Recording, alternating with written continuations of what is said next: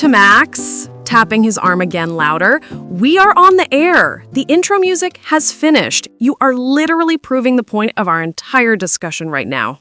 Whoa, my apologies. I was just doom-scrolling through a news feed. It's hard to break the dopamine loop. Welcome back to Fluent Talk, everyone. I'm Max, and that clearly is Ava, performing an intervention. That's right. And for today's topic, Max is our real-time case study. Today, we are asking a critical question. Digital attention span. Is the internet making our brains worse? The premise is flawed, Ava. Our attention span isn't shrinking, it's simply evolving. Digital natives are excellent at parallel processing and filtering massive amounts of data. We manage a high cognitive load far better than previous generations. That's such a tech bro answer. We're not evolving, we're losing the ability for deep focus. The constant stream of information fuels a dopamine loop that prevents us from engaging with complex, long-form content. Our ability for critical thinking is suffering. You mentioned cognitive load. For our listeners who are learning this advanced English vocabulary, can you break down what that term means in this context? Keep your hand off the phone, Max. Soft chuckle. Cognitive load refers to the total amount of mental effort being used in the working memory. When you're constantly shifting focus between 10 tabs and 3 notifications, you create an unsustainable cognitive load that leads to mental fatigue. But that's efficient. The ability to manage that high cognitive load is what makes the digital native effective in the modern workplace. We're simply prioritizing quick, high-value information, not long, rambling texts. Prioritizing quick hits is what feeds the dopamine loop. It is a cycle of addiction. We are training ourselves to expect instant gratification, which destroys the patience needed for true language acquisition or focused work. We're already using terms like dopamine loop and digital native. Stick around to the end of the episode to get the full list of today's essential vocabulary. You don't want to miss our recap. Okay, maybe the brain structure is changing, but change isn't always bad. If the internet is changing how we learn, that leads perfectly to our next question. Is a degree from higher education still worth the crushing student debt? Okay, maybe the brain structure is changing, but change isn't always bad. If the internet is changing how we learn, that leads perfectly to our next question.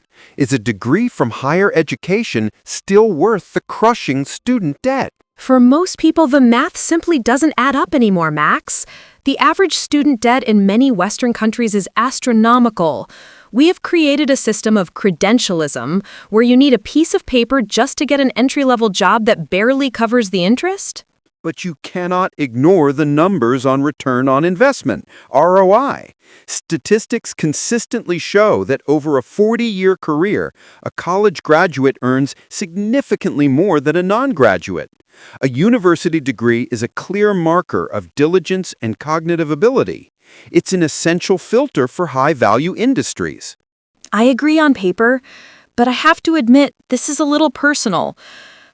I know so many people, including myself, who graduated with high student debt only to end up in the gig economy using none of their expensive specialized skills.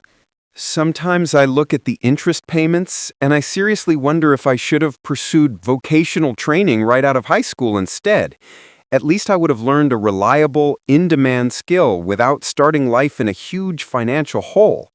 The ROI of a philosophy degree is questionable, let's be honest. That is a very honest confession, Ava, and I appreciate the vulnerability. However, the problem isn't the value of the education, it's the cost structure. We shouldn't devalue the critical thinking and networking that higher education provides. Furthermore, vocational training is fantastic, yes, but it often has a lower ceiling for long-term growth and leadership roles.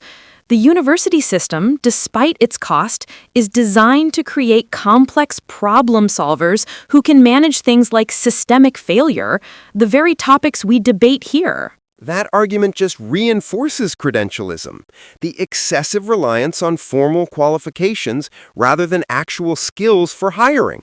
The market is evolving.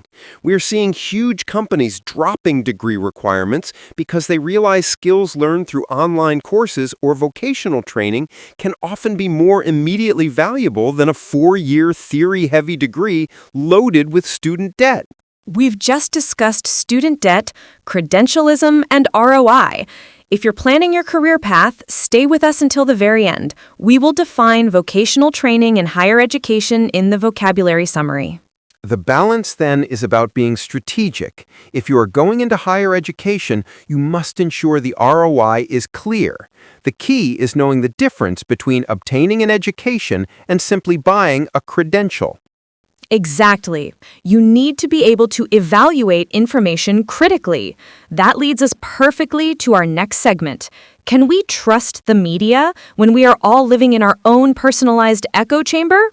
Exactly. You need to be able to evaluate information critically. That leads us perfectly to our next segment. Can we trust the media when we are all living in our own personalized echo chamber? Ah, the pocket propaganda machine. The modern news ecosystem is a mess, Ava. The fundamental issue is algorithmic bias. The algorithm isn't designed to show you truth. It's designed to show you content that maximizes your engagement, usually outrage. Exactly, and that maximized outrage traps us in an echo chamber. We are only shown information that confirms our pre-existing beliefs, which seriously erodes our critical thinking skills. We lose the ability to manage cognitive dissonance, the mental stress from holding two conflicting ideas. But isn't some of that on the consumer? If you only click on sensational hyperbolic headlines, you train the algorithm to feed you misinformation. You're essentially self-selecting your own echo chamber. We should be teaching critical thinking, not blaming the code. Teaching critical thinking? That's rich. I saw a headline this morning that said, "Local man solves all world problems with one simple trick." I'm pretty sure that was just a sponsored post for a kitchen gadget. Loud, exasperated laugh. It's difficult to practice critical thinking when everything is designed to trick you. You're right, the clickbait culture is rampant. But let's look at the mechanics. The algorithmic bias is a reflection of human bias. The code prioritizes what gets traction. The responsibility to identify misinformation lies with the user, even if the algorithm makes it difficult. The consequence is massive social fragmentation. The echo chamber makes us unable to communicate with people who hold different political or social views because we are operating from two entirely different factual realities. This lack of critical thinking is a threat to democracy, not just a minor inconvenience. We've just used powerful terms like algorithmic bias, echo chamber, and cognitive dissonance. If you want to master the language of media critique, stay with us until the very end. We will define misinformation and critical thinking in the vocabulary summary. So, the key is media literacy. We must actively fight against the algorithmic bias by seeking out diverse sources and embracing cognitive dissonance instead of retreating into our comfortable echo chamber. Exactly. We need to push ourselves out of our comfort zone. Speaking of learning outside of comfort zones, let's pivot to the topic that started this series, language learning itself. Exactly. We need to push ourselves out of our comfort zone. Speaking of learning outside of comfort zones, let's pivot to the topic that started this series, language learning itself. The old way is inefficient, Ava. Modern gamification, using apps and structured digital lessons, is the superior method for initial language acquisition. You get instant feedback, personalized pacing, and it fits into your busy, modern life. That approach creates tourist fluency, Max. You might pass a vocabulary quiz, but you will never achieve true fluency without immersion. Immersion is when you live in a new culture, forcing your brain into full neuroplasticity mode to handle real-time, high-pressure social situations. But the cost of full immersion is too high. Not everyone can afford to move abroad for a year. Gamification makes language acquisition accessible to millions. It lowers the barrier to entry, and that is a massive benefit to global connectivity, even if you just reach a basic level of fluency. I know, but gamification encourages passive learning. It's low stakes and relies on short-term dopamine loop feedback. Immersion, however, forces you to develop genuine social development skills alongside the language, dealing with real cultural and linguistic nuances. Neuroplasticity is key, I agree, but modern language apps use spaced repetition algorithms that are specifically designed to leverage neuroplasticity. You can achieve significant language acquisition before you ever step on a plane. You're arguing for an ideal scenario that is financially prohibitive for most learners. The goal shouldn't simply be language acquisition. The goal should be fluency and cultural understanding. You can't learn humor, sarcasm, or complex emotional responses from a streak counter. Immersion provides context, stress, and the necessity that truly drives deep, long-term learning. We've just discussed immersion, gamification, and neuroplasticity. If you're trying to choose a learning method, stay with us until the end. We will define language acquisition and fluency in the vocabulary summary. Perhaps the most pragmatic path is a hybrid. Use gamification for language acquisition foundation, then follow up with short, focused immersion trips for true fluency development. A good compromise. Now, let's take this discussion about digital tools and apply it to the most vulnerable group, children. Next, we discuss parenting in the digital age and the true impact of screen time. A good compromise. Now let's take this discussion about digital tools and apply it to the most vulnerable group, children. Next, we discuss parenting in the digital age and the true impact of screen time. This is one of the hardest dilemmas for modern parents. The key isn't banning technology, it's promoting digital literacy from an early age. Children need structured screen time to learn how to navigate the online world safely and effectively. But the neurological costs are undeniable. During formative years, excessive screen time severely impacts neuroplasticity, especially in areas related to executive function and attention.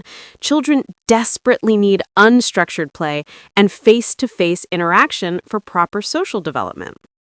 I see that firsthand. I was at a restaurant last week and every single child at every table was silently staring at a tablet.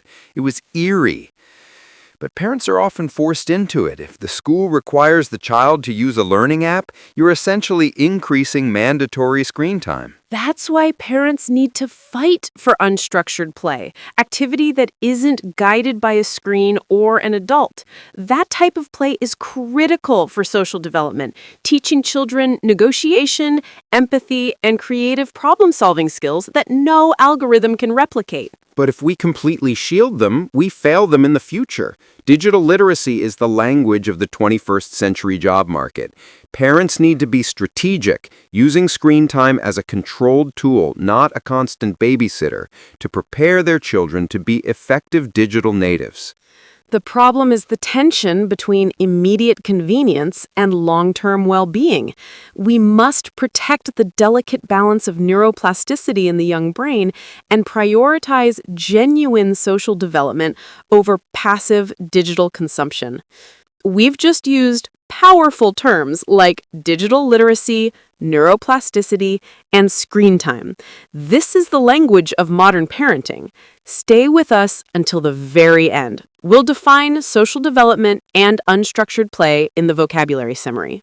This debate on how we raise our kids brings us full circle to everything we've discussed today, from the attention span to the role of technology in our lives. What a journey through the modern mind. Now, let's move on to our final segment. This debate on how we raise our kids brings us full circle to everything we've discussed today, from the attention span to the role of technology in our lives. What a journey through the modern mind. Now let's move on to our final segment. Exactly. This is the moment to reinforce your learning. We've chosen 7 essential terms to help you discuss technology, learning, and media bias in depth. Listen closely. First, dopamine loop. This is the neurological feedback cycle where we seek more of the reward that the brain releases. Example, scrolling on social media creates a quick dopamine loop. Next, cognitive load. This refers to the total amount of mental effort currently being used in your working memory. Example, multitasking increases your cognitive load dramatically. Third, student debt.